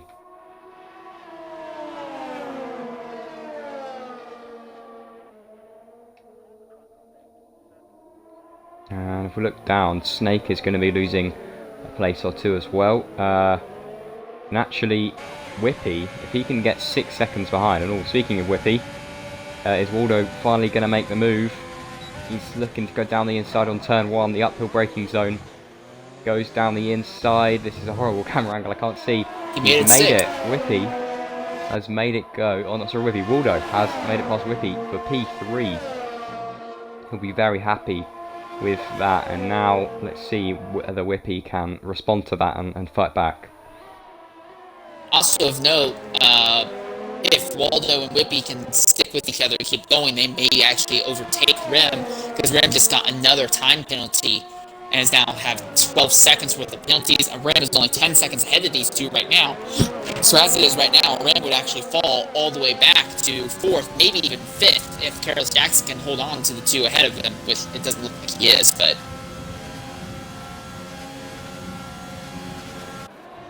Whippy is looking to go down the inside at the end of the straight, and he has gone down the inside. Has he made it stick? Just about, but Waldo has responded well and has the inside line for this turn. And, oh, very close, but Waldo, with some excellent defending, has just managed to get in front. But Whippy has gone down the inside again, but this time he's just not able to keep it in front. Luckily, they both had no contact there. Really good between these two, but their tyres are going to be getting worn now. That would have worn them quite a bit, and 4 laps to go. They should be okay, but we really will have to see. Yeah, they're not going to suddenly suffer something like a massive, unexpected tire detonation or deflation. Their tires will last, but the question is, will they have pace to stay ahead of Jackson and to a lesser extent Ozda?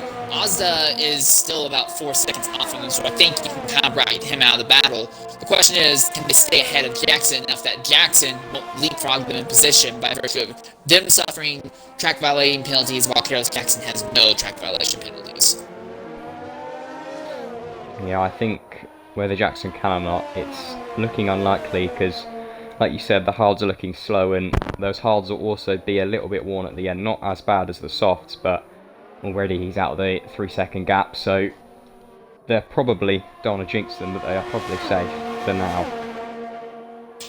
Something else I want to notice, like I said, if memory serves correctly, 21-second time penalty equates to a race DNF. Snake is inching close to that. He's at 16 seconds worth of time penalty. And even if he doesn't get any more penalties the rest of the race, losing 16 seconds, that would effectively drop him from 8th all the way down to 10th. So. Yeah, he has not had a good race in terms of track limits.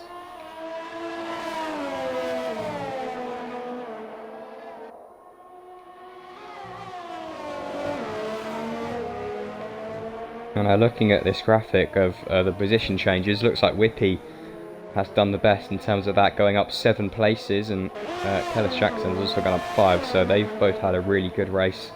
As we've already seen, Zola has had a pretty poor race. He's gone down 6, and Tootie has gone down 5 as well. So some people have had a good race, but others have not had such a good one. Zola better be thanking his lucky stars that his biggest rival in the points did not show up today, because Zola's entire adventure here seems to have been nothing short of an exercise in frustration and futility. It's looking like he's going to walk out here with no points whatsoever. He's had great ability fighting one-on-one against other people. He has probably been one of the best, but now he's pitting again. He's burned those softs up, and he's going to have to jump up to another set of tires to make it to the end without suffering an incident. But Zola is going to walk out here with no points, basically, so... Yeah, onto the softs again. He may try to go for a fastest lap, but we'll have to see. And Snake is getting close to Constant Jet, but like we discussed before, he won't be keeping the position if he does get him with his penalties, and he's absolutely sailing past him there. But he's going to have to get ahead by a lot, about 10 seconds it will be, so, or no, 9, trying to work out, 7 seconds, there we go, I believe, so quite a bit he needs to get ahead, so I think it's unlikely he'll be able to do that. Not long left to go, 2 laps left of this race. At the moment it looks like everyone's going to be staying in the same spot, apart from maybe Asda, who is catching up to Carlos Jackson, but with Carlos Jackson's no penalties, Asda's going to have to push. Asda has 6, so yeah, he's going to have to get 6 seconds ahead plus overtake him, so it's going to be unlikely, I think. And Constant Jet has gone into the pits, and he will probably be going on to the softs.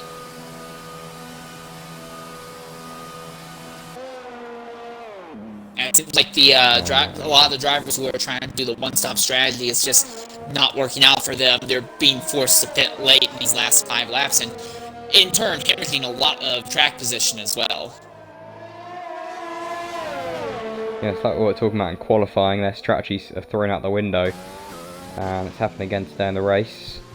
But let's see whether Asda can get Kellis Jackson on track, and whether he'll be able to get him when they cross the line. But I don't know if it's going to be possible. He's really going to have to pull something out of the bag, or hope that Jackson can have a mistake. And he's going down the inside of turn 12, and I think he's going to get that move done quite easily there. So on track he's P5, but 6 seconds he now has to gain. So let's see if he's able to do that. And if he does gain 6 seconds, he will be behind a Whippy, but that may actually hinder him, because it may mean that he loses time being stuck behind the McLaren. But we'll have to see what Asda's able to do. Just saying, for Kellis Jackson, it's going to be a little bit frustrating. He's running one of the most unique strategies. Also of note, Torpedo is going to go almost the entire end of this race on hards, and is in position to potentially still walk out here with points. So that's something to take note of also. But for Kellis Jackson, it's just a little bit of frustration. Yeah, he's going to get points, but he had pace to be 3rd, 4th, 5th. Those hards are just not reliable enough, and that means that he's dropped off the back of everyone else far enough that his avoidance of penalties altogether is not going to help him.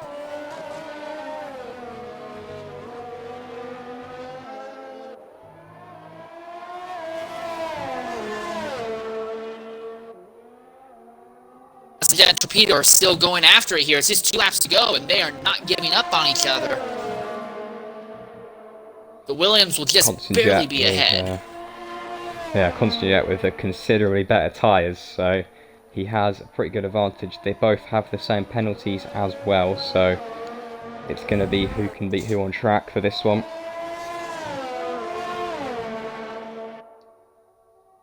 Yeah, Oz has gotten by Kellis Jackson, but he's not gotten away from Kellis Jackson whatsoever.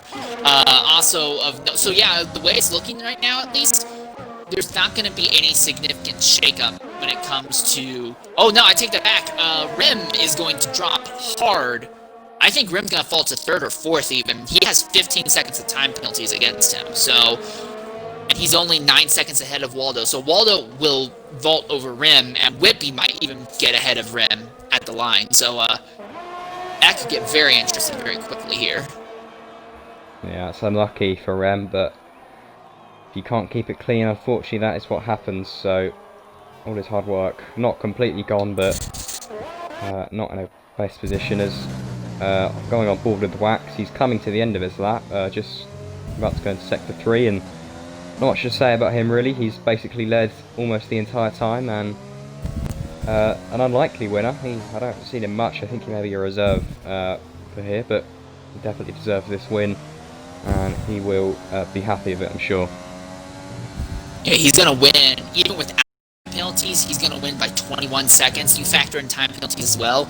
He's on track to win by almost 30 seconds, almost half a minute here. And that was with a 2-stop strategy as well in a race that's only half distance. So absolutely outstanding job. There you go. He comes across the line for P1 here at the USA Grand Prix, and Remisco now coming around the final few corners. He will be dropping places though, unfortunately, due to some penalties, but he still has had a pretty good race. Similar strategy to his opponent in first, and there you go. Across the line for him. Waldo just got another time penalty, so he might not jump Rim, because Waldo got a penalty at the last possible second. Yeah, no, Rim's going to hold on. Yeah, Rim's going to hold on to second then. In fact, nope. Doesn't catch Whippy. Yeah, and so this means Kellis Jackson will actually pick up 1 spot, I believe, over Ozza. Yeah, Kellis Jackson will be ahead of Ozza simply with virtue of having no penalties. Snake at the line, and now Tootie. I think Tootie will jump Snake, because Snake had a truckload of penalties against him. Yeah, he will. Yeah, there we go. And here comes Constant Jet. Looking at Waldo, he was 2/10 off, so yeah, without that penalty, he would have been second, so he'll be really annoyed at that. Constant Chet just about can't get Snake, and at the top 10, 10th place goes Torpedo. Nissan, who I believe 26 was near up laps the on front. the hards for Torpedo. Yeah, really well done to him, but there you go. That was your USA Grand Prix, and Whippy gets the drive of the day there, and yeah, he went up a lot of places, so I think he deserved that one. Let's go ahead and see if we can bring our race winner into the booth and see what he has to say about such a outstandingly dominating performance. We obviously didn't get to see him a lot, so maybe he can fill us in on anything that may have happened at the front. That smile is creepy. Hopefully he can fill us in on his day today.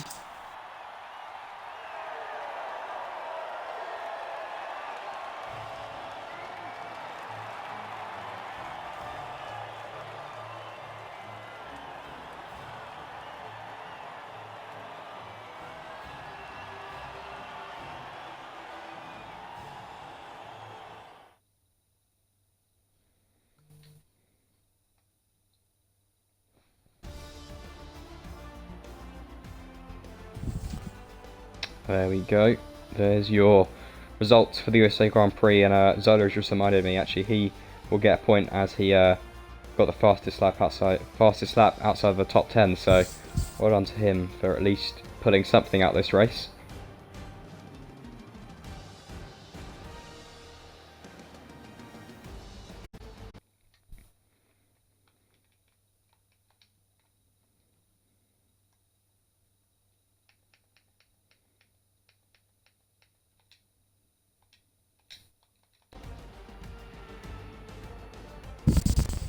We can't seem to get Wax into the party here, so sadly we probably won't hear from our race winner.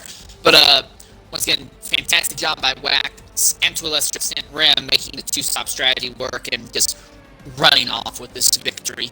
Outstanding job after what you say, 31 seconds between first and second, and then another 2 or 3 between Rim and Waldo. I think it's just outright outstanding job by our top 2 finishers.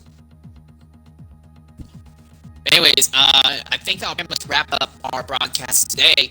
Very, very interesting race to say the least, and for a lot of the drivers who are going to be running X2 and X3 tomorrow, this will be a great test session. They'll figure out some nice new strategies for the race itself. Obviously, the hards can go forever, but if you get caught in a fight, those hards won't serve you for crap.